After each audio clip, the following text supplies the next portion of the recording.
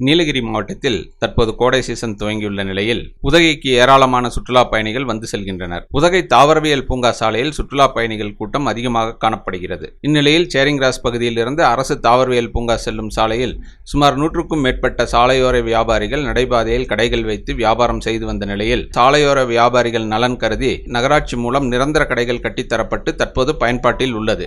இந்நிலையில் கட்டித்தரப்பட்ட கடைகள் முன்பும் ஒரு சிலர் நடைபாதையை ஆக்கிரமித்து கடைகளும் தள்ளுவண்டியும் வைத்துள்ளனர். இதனால் சுற்றுலா பயணிகளும் பொதுமக்களும் நடைபாதையை பயன்படுத்த முடியாமல் சாலையில் நடந்து செல்லும் சூழல் ஏற்பட்டுள்ளது. எனவே சம்பந்தப்பட்ட அதிகாரிகள் நடவடிக்கை எடுக்க வேண்டும் என பொதுமக்களிடையே கோரிக்கை எழுந்துள்ளது.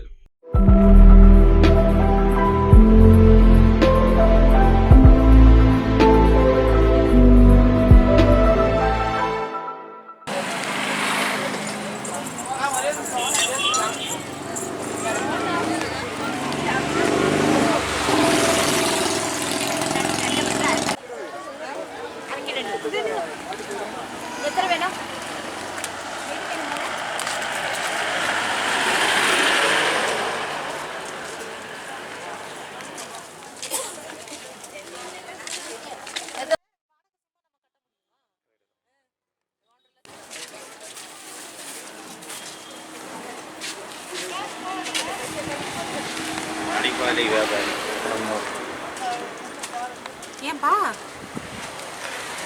வீடியோ பாரு.